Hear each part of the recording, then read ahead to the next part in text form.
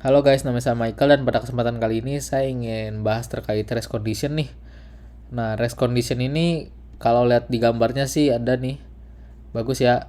Dia ini contoh yang bagus kalau misalnya ada barang cuman nggak melebihi jumlah yang diinginkan gitu.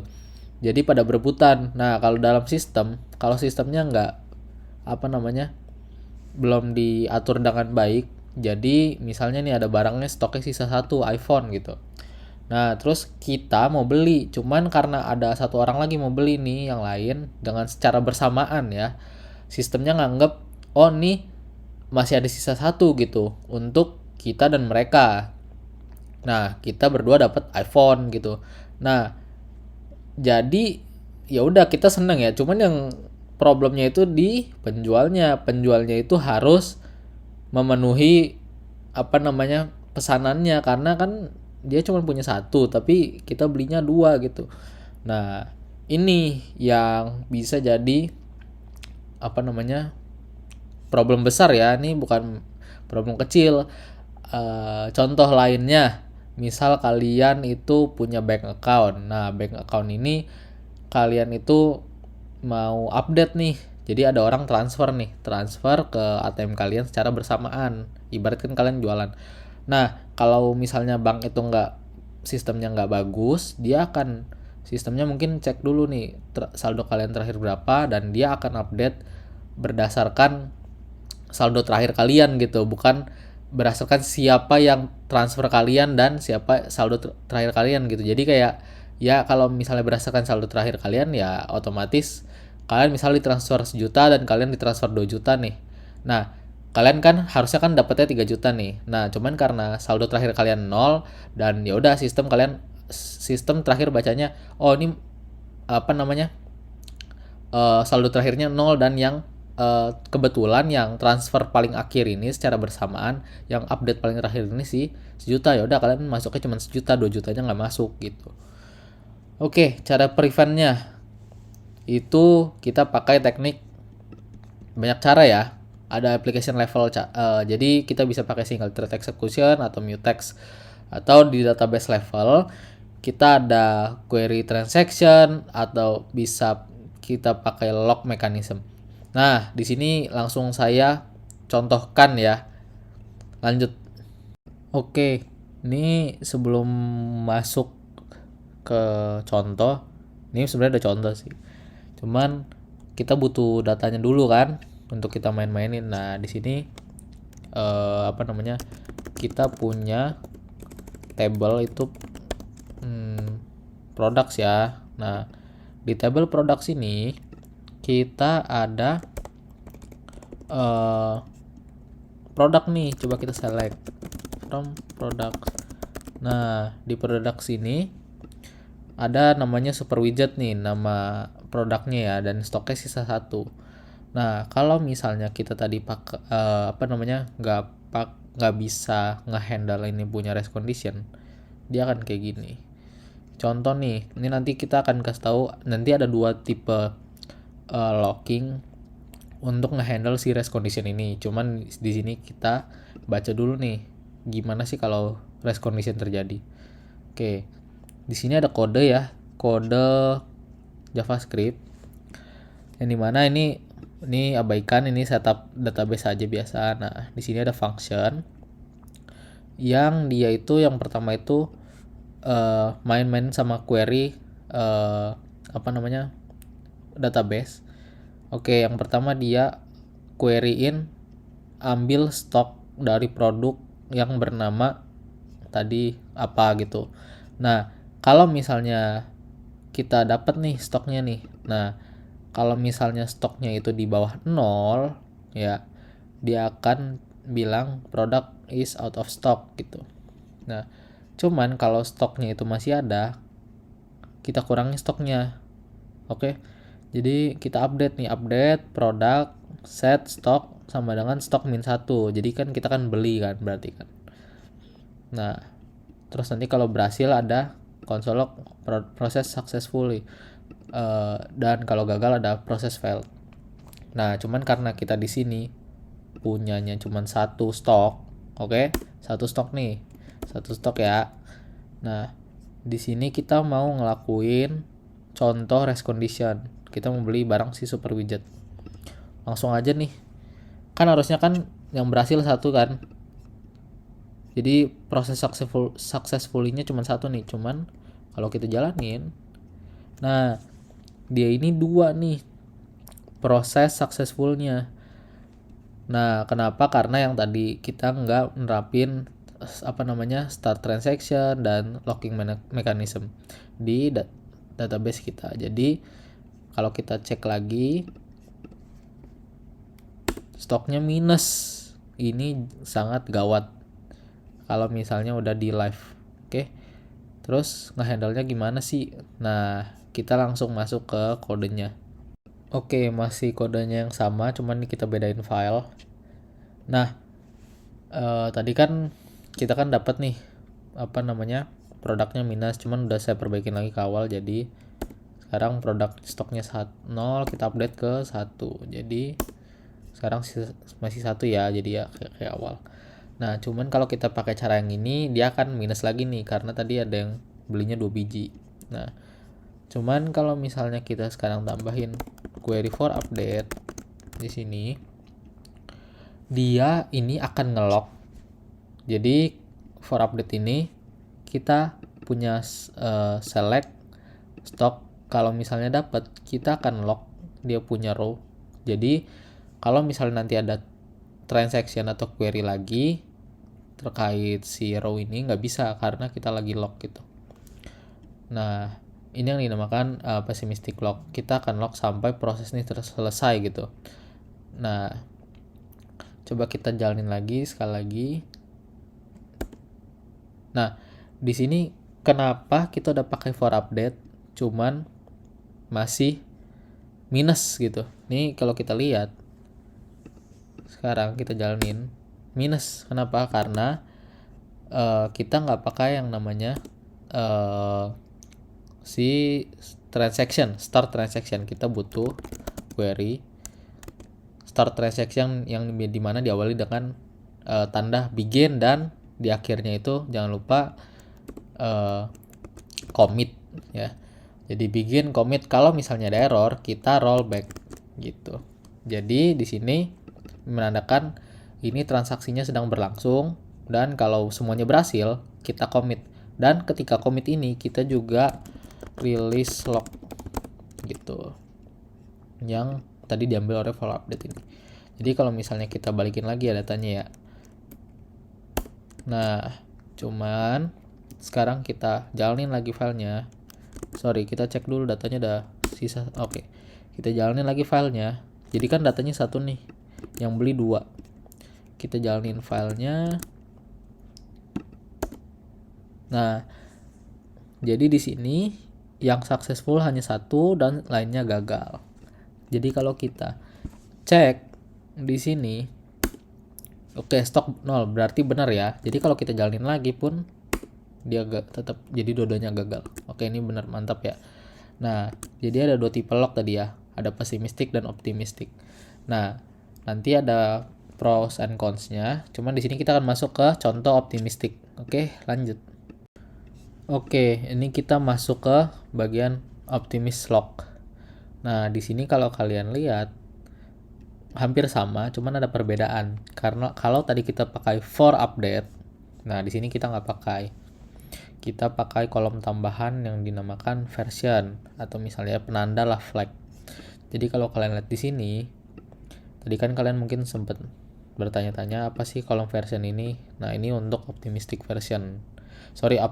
locking, yang dimana nanti dia akan ngecek nih versi terakhirnya itu sama nggak sama yang mau diupdate. Jadi gitu. Oke, kita lanjut aja nih. Misal nih, jadi pada optimistic locking ini yang pertama itu dia ngecek nih stok barangnya dan juga versinya, versi dari si itemnya ya. Nah, dari kita ambil produknya dari namanya apa gitu. Oke, kita ambil versionnya juga. Nah, di sini masih sama, kalau stoknya di bawah 0 ya error gitu kan.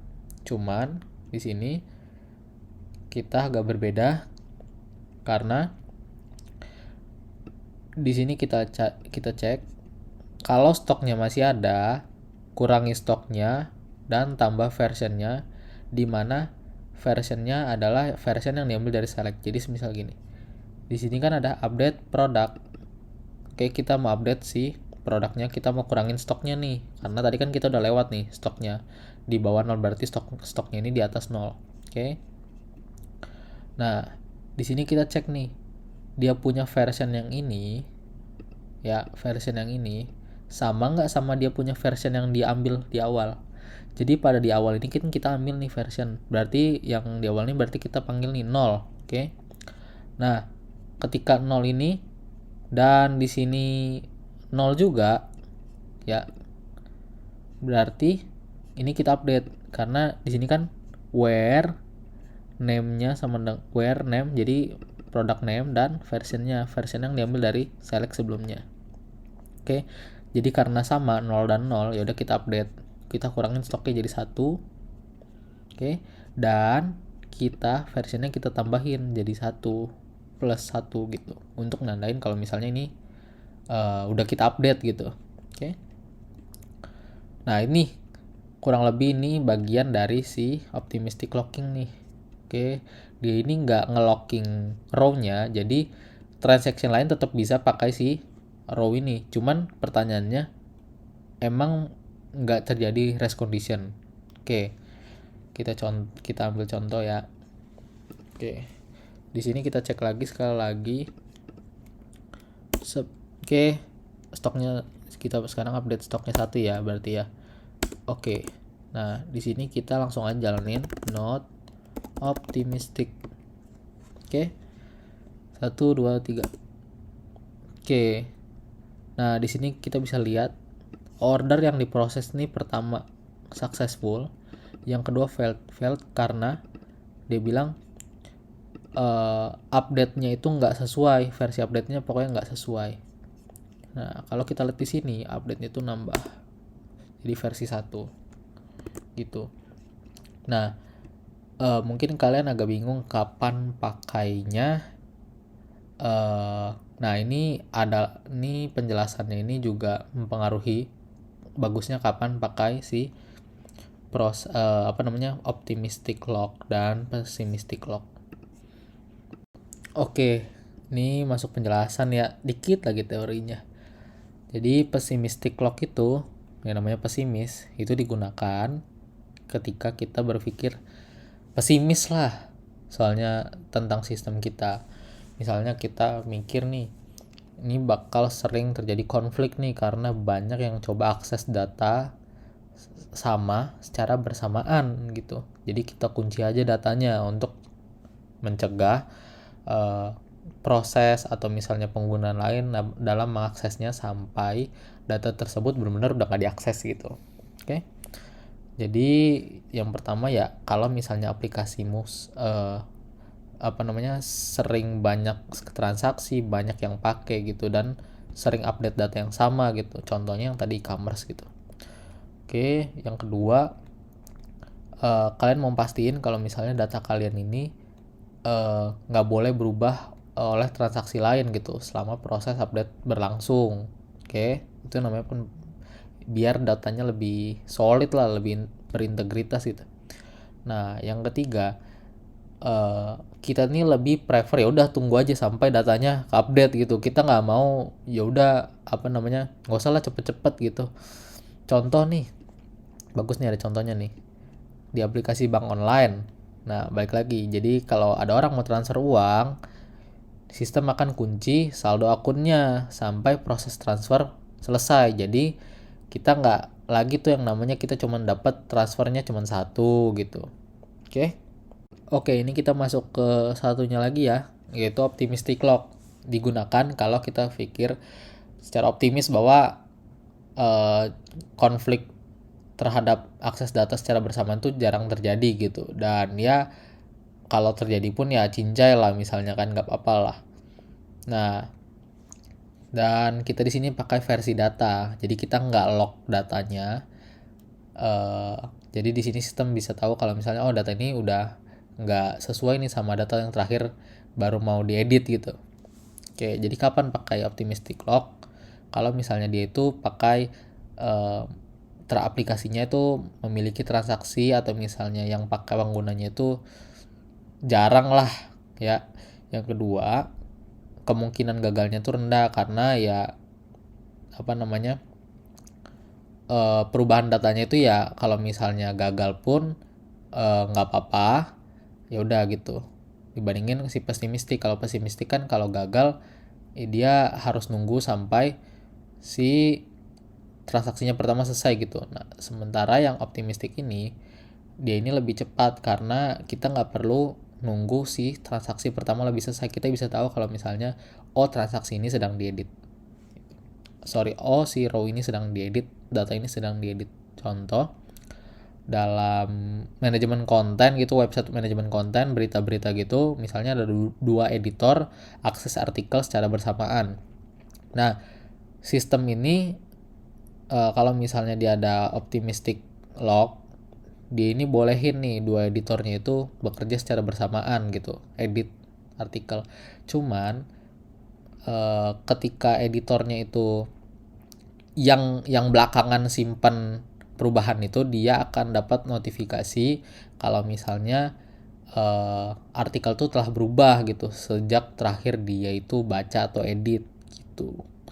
Oke, jadi kesimpulannya itu pakai pessimistic lock kalau misalnya nggak mau ambil resiko sama sekali ya terhadap konflik data dan nggak keberatan dengan ya udah keterlambatan sistem gitu, karena ya ini antrian ya berarti ya si pessimistic lock ini, karena kita harus ngantri nih sampai si lock ini benar-benar udah nggak di lock gitu.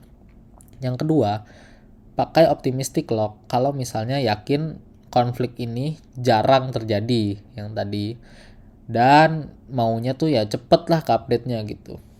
Nah, cuman ya kalian bisa pakai keduanya hybrid. Kalian harus berpikir ya gimana caranya. Nah, di sini kita akan kasih contoh juga beda yang tadi e-commerce itu. Cuman di sini kita akan bandingin perbedaan keduanya secara time waktu berapa lama sih gitu. Oke, kita masuk ke contohnya ya. Oke, di sini kita akan bandingin nih data e-commerce kalau kita edit pakai pessimistic dan optimistic. Itu berapa lama sih? Oke, di sini pastiin dulu yang pertama itu kita lihat dulu produknya, stoknya 0 ya berarti ya. Oke, di sini kita mau jadi 1. Oke, dan kita lakuin yang pertama pessimistic dulu. Kita mau lihat data dia berapa lama sih untuk ngehandle. Misal di sini kita mau bikin dia 100.000 transaksi, jadi bayangin ada 100.000 user klik secara bersamaan, dan kita mau lihat nih butuh berapa lama sih pakai pessimistic, karena kan tadi pessimistic itu kita harus nunggu kan locknya itu sampai benar-benar dilepas gitu kan pas bagian commit berarti. Oke, di sini kita lihat ada bisa dikatakan 10.000 milisecond gitu. Oke, jadi di pessimistic kita dapat 10.000 milisecond. Oke, kalau di optimistic, oke kita coba ya. Jadi kita masukin sama lagi 100.000. Oke, di sini kita akan node optimistic. Kita bisa lihat. Oke, kita tunggu sampai terakhir. Tadi kan dia 1000 milisecond. Nah, di sini kita tadi 10.000 ya. Nah, di sini kita cuma dapat 7.000 gitu. Nah, kenapa optimistic lebih cepat? Balik lagi, kita nggak nunggu suatu row itu locknya sampai dilepas gitu. Kita kalau misalnya udah tahu dia itu versionnya udah beda sama yang terakhir kita mau ambil, ya udah nggak usah diupdate gitu. Jadi kita nggak usah nunggu transaksi sebelumnya gitu. Kurang lebih gitu untuk penjelasan sistem lock untuk mengatasi race condition. Kalau ada kurang lebih silakan koreksi, dan kalau ada pertanyaan silakan tanya. Terima kasih.